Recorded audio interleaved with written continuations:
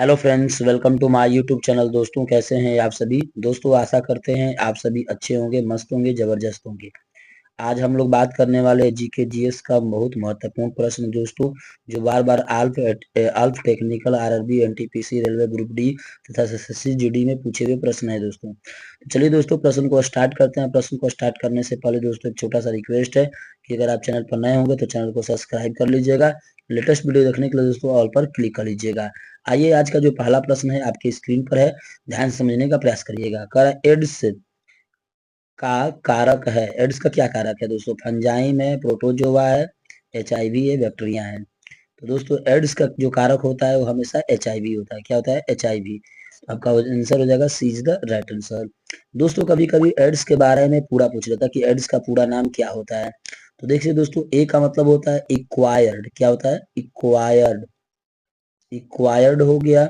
आई का मतलब होता है दोस्तों यूमनो। क्या होता है? आई का मतलब होता है यूमनो। तो दोस्तों, यूमनो हो गया। और डी का मतलब होता है दोस्तों डिफिशियंसी। क्या होता है? डी का मतलब डिफिशियंसी। डिफिशियंसी। ठीक है। उसके बाद यस का मतलब क्या होता है दोस्तों? सिंड्रोम। क्या होता है? सिंड्रोम होता है। तो yes, yes Y N D R O N, syndrome. ठीक है, ये यम है। ठीक है, तो सिंड्रोम हो जाएगा। ठीक है। कभी कभी दोस्तों एचआईवी का भी पूरा नाम पूछ लेता है, तो एचआईवी का भी आप लोग याद रखिएगा। तो दोस्तों, इसका एचआईवी का क्या हो जाएगा? तो एच का होता है ह्यूमनो। क्या होता है? ह्यूमनो। ठीक है। आई का मतलब क्या हो जाएगा दोस्तों? आई का मतलब हो जाएगा,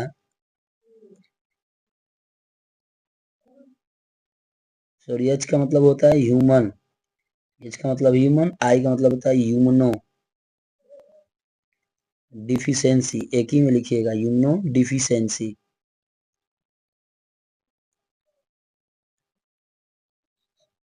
और दोस्तों, यहाँ पर वी का मतलब क्या होता है? वायरस होता है। वी का मतलब वायरस।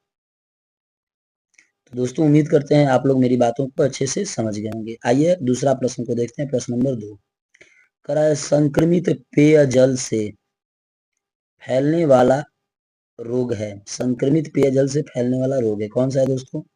मलेरिया है, टेटिनस है, मोटापा है, हेपेटाइटिस है। तो देखिए दोस्तों, यहाँ पे बोला एक संक्रमित पेयजल से। तो संक्रमित पेयजल से फैलने वाला जो रोग होता है वो होता है हेपेटाइटिस बी। यहाँ पर बी नहीं दिया है, कोई दिक्कत नहीं, लेकिन आप हेपेटाइटिस दिया है तो बी, सॉरी, डी की ओर जाइएगा। तो आपका आंसर हो जाएगा दोस्तों D is the right answer. ठीक है। हेपेटाइटिस बी लिखिए या हेपेटाइटिस। क्लियर। हेपेटाइटिस को दोस्तों क्या कहते हैं? ज्वाइंडिस भी कहते हैं। क्या कहते हैं? ज्वाइंडिस भी कहते हैं। अगला प्रश्न को देखिएगा। अगला प्रश्न जो है बहुत ज्यादा इंपोर्टेंट होगा। प्रश्न नंबर 2 करा ऐसे रोग जो बहुत कम, सॉरी, जो बहुत समय तक बने रहते हैं, यानी ऐसा रोग जो बहुत समय तक बने रहते हैं कहलाते हैं। क्या कहलाएंगे दोस्तों? तीव्र कहलाएंगे, त्रिकालिक कहलाएंगे, रोग लक्षण कहलाएंगे, रोग चिन्ह कहलाएंगे। दोस्तों, ध्यान समझिएगा, इसका ऑप्शन बहुत ज्यादा बेहतरीन है। कर ऐसे रोग जो बहुत समय तक बने रहते हैं, जैसे मान लीजिए कोई घाव हो गया, या कोई मान लीजिए वैसा बुखार आ गया जो अब लंबे समय तक बना रह जाएगा, तो उसको क्या कहिएगा आप? तो उसको कहिएगा दोस्तों क्या? चिरकाली। क्या कहिएगा? चिरकाली। वीज द राइट आंसर। अगला प्रश्न को देखिएगा दोस्तों। प्रश्न नंबर 4 करा संक्रमित मादा, है ना, संक्रमित मादा एनोफेलिज मच्छर के काटने से फैलने वाला रोग है। संक्रमित मादा एनोफेलिज मच्छर के काटने से फैलने वाला रोग है। तो दोस्तों, कौन सा रोग होगा? मलेरिया होगा, पोलियो होगा, टाइफाइड होगा, क्षय रोग होगा। ध्यान समझिएगा दोस्तों, करा एनोफेलिज मच्छर। एनोफेलिज मच्छर को काटने से कौन सा रोग होता है दोस्तों? तो हो जाता है typhoid. C is the right answer, typhoid. ठीक है। अगला प्रश्न को देखिए दोस्तों। अगला प्रश्न बहुत ज्यादा इंपॉर्टेंट है।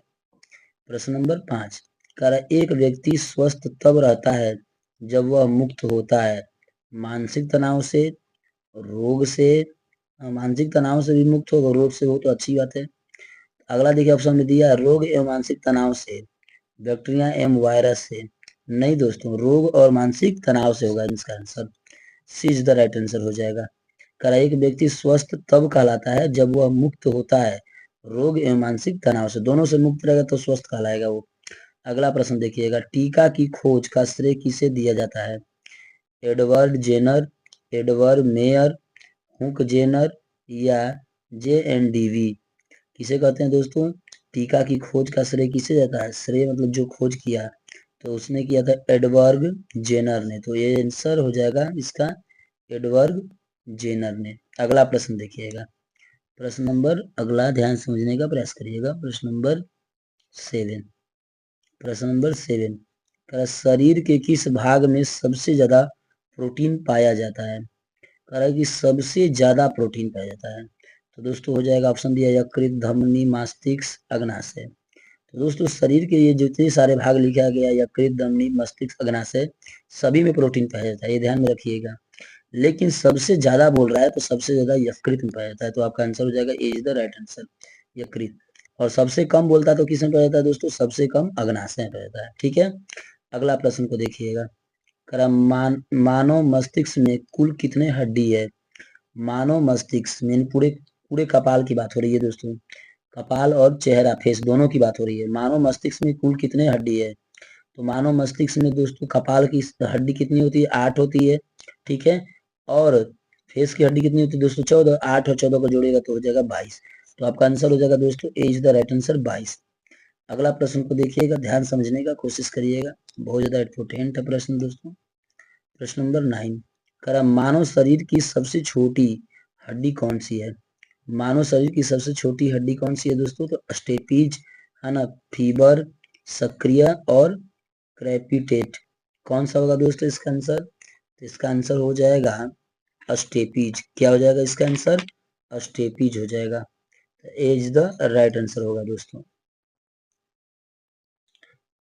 तो दोस्तों स्टेपीज के बारे में एक प्रश्न और पूछा जाता है कि स्टेपीज की लंबाई कितनी होती है? तो 2 से 3 मिलीमीटर होती है, ध्यान में रखिएगा। अगला प्रश्न देखिएगा, कह रहा है कान का वह भाग जो सुनने में मदद करता है कहलाएगा, क्या कहलाएगा दोस्तों? ध्यान से समझिए। पहला में कर रहा है कर्णवर्त, कर्णवर्त, दूसरा में कर रहा है करपर्व, तीसरा में कर रहा है पर्थकाल, पर्थकान, और चौथा में कर रहा है टिम्पेनिक। तो क्या हो जाएगा इसका आंसर दोस्तों? कान को सुनने में कौन मदद करता है? बताइए कौन सा भाग सुनने में मदद करता है? तो कर्णावर्त, कर्णावर्त आंसर हो जाएगा, A is the right answer, कर्णावर्त। अगला प्रश्न को देखिएगा, अगला प्रश्न है 11, कर माइटोकॉन्ड्रिया के किस अंग में DNA पाया जाता है? है ना, मैट्रिक्स में, दोहरी झिल्ली में, आंतरिक झिल्ली में, बाहरी है ना स्टैकी में, बाहरी स्टैकी, ध्यान दीजिएगा। जैसे देखिए, जैसे कोशिकाओं में जब भी आप देखिएगा तो माइटोकॉन्ड्रिया इस तरह का हम हमेशा बनाते थे, तो ये क्या होते थे? माइटोकॉन्ड्रिया। माइटोकॉन्ड्रिया की ये वाला जो भाग होते थे क्या कहलाते थे दोस्तों? ये वाला भाग मैंने पढ़ाया था पिछली क्लासों में, क्या कहलाते थे? तो मैट्रिक्स कहलाते थे। क्या कहलाते थे? मैट्रिक्स। आपसे पूछ क्या रहा है? आपसे पूछ रहा है कि DNA कहाँ पर रहता है, तो DNA किसमें पर रहता था? मैट्रिक्स में। इसमें मैट्रिक्स में। तो आपका आंसर कौन सा हो जाएगा दोस्तों? आपका आंसर हो जाएगा A is the right answer, matrix. अगला प्रश्न को देखिएगा, कला लाल रंग के फोटोन की ऊर्जा बैगनी रंग के फोटोन के ऊर्जा से होती है, क्या होती है दोस्तों? लाल रंग के फोटोन की ऊर्जा बैगनी रंग के फोटोन की ऊर्जा से क्या होती है? कम होती है, अधिक होती है, बराबर होती है, सभी? दोस्तों जल्दी से बताने का प्रयास करिएगा, इसका आंसर हो जाएगा कम होती है। किसका दोस्तों? लाल रंग के फोटोन की जो ऊर्जा होती है ना, लाल रंग की जो फोटोन की ऊर्जा होती है, वह बैगनी रंग के फोटोन की ऊर्जा से क्या होती है? कम होती है। अगला प्रश्न को देखिएगा, प्रश्न नंबर 13। प्रश्न नंबर 13, प्राथमिक रंग कौन है? लाल है, पीला है, नीला है, सभी है? देखिए दोस्तों, लाल जो होता है वो प्राथमिक रंग के अंतर्गत आता है, पीला भी प्राथमिक अंतर्गत है, नीला भी प्राथमिक, तो इसका आंसर हो जाएगा दोस्तों D is the right answer, सभी। अगला प्रश्न देखिएगा 14, लाल रक्त कण का जीवन काल कितना होता है? लाल रक्त कण का जीवन काल कितना होता है दोस्तों? तो लाल रक्त कण का जीवन काल ऑप्शन में दिया 150, 120, 5 और 4 से 8 दिन। तो दोस्तों जरूर से बताने का प्रयास करिएगा लाल रक्त का जीवन काल कितना होता है? तो 120 दिन होता है। कितना होता है? 120 दिन। तो आपका आंसर हो जाएगा B is the right answer. अगला प्रश्न को देखिएगा। अगला प्रश्न जो है दोस्तों बहुत ज्यादा इंपोर्टेंट होगा, मोस्ट होगा। प्रश्न नंबर 15 करा कि प्रतिबल का ये सही मात्रक है। दोस्तों प्रतिबल, प्रतिबल एक तरह का क्या होती है दोस्तों, दाब होती है। क्या होती है, दाब होती है। तो यानी दाब का मात्रक क्या होता है, दाब का मात्रक होता है न्यूटन प्रति मीटर स्क्वायर। उसी तरह से प्रतिबल का मात्रक क्या होगा, न्यूटन प्रति मीटर स्क्वायर। तो आपका आंसर हो जाएगा B is the right answer, newton प्रति मीटर स्क्वायर। अगला प्रश्न को देखिएगा। करा बल का ऐसा ही मात्रक किसके बराबर है। दोस्तों बल का ऐसा मात्रक किसके बराबर होता है। तो बल का ऐसा मात्रक क्या होता है दोस्तों, ये ध्यान में रखिएगा। तो बल का मात्रक होता है न्यूटन। क्या होता है, न्यूटन होता है। ठीक है। तो देखिए दोस्तों ऊर्जा का मात्रक तो न्यूटन होता नहीं है, कार्य का मात्रक भी न्यूटन नहीं होता है, भार का मात्रक न्यूटन होता है। तो ये हो जाएगा न्यूटन, यानी इसके मात्रक क्या है, बराबर है। तो आपका आंसर हो जाएगा सी इज द राइट आंसर, भार के। अगला प्रश्न को देखिए दोस्तों। अगला प्रश्न बहुत ज्यादा इंपोर्टेंट है। प्रश्न नंबर 17। प्रश्न नंबर 17 करा विटामिन एच, एच का रासायनिक नाम क्या है। विटामिन एच का रासायनिक नाम क्या है। बायोटीन है, टेकोफेरॉल है, थायमीन है, रेटिनॉल है। ध्यान समझिएगा दोस्तों। तो दोस्तों यहाँ पर क्या दिया है, टेकेफेरोल। टेकेफेरोल हम किस विटामिन को कहते हैं दोस्तों, तो विटामिन ई का नाम है टेकेफेरोल। ठीक है। थायमीन दोस्तों किस विटामिन को कहते हैं, बी1 को थायमीन कहते हैं। मैंने नेक्स्ट वीडियो में पढ़ाया था दोस्तों, बी1 को थायमीन कहते हैं। रेटिनॉल, विटामिन ए को रेटिनॉल कहते हैं। तो दोस्तों आपसे पूछ क्या रहा है, विटामिन एच का रासायनिक नाम। देखिए क्या ये विटामिन एच का नाम इसमें है, तो क्या बच गया, बायोटीन बच गया। तो आपका आंसर हो जाएगा A is the right answer, biotin. Biotin vitamin H का क्या है दोस्तों, नाम है। समझ बात को। अगला प्रश्न को देखिएगा। प्रश्न नंबर 18 प्रकाश तरंग किस प्रकार का तरंग है।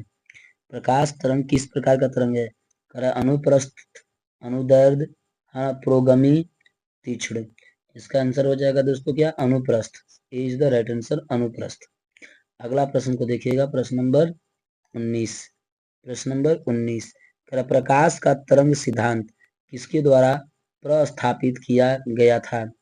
प्रकाश के तरंग सिद्धांत किसके द्वारा प्रस्थापित किया गया था। न्यूटन के द्वारा, हाइगेंस के द्वारा, प्लांक के द्वारा, फैराडे के द्वारा। तो दोस्तों प्रकाश तरंग सिद्धांत हाइगेंस दिए थे।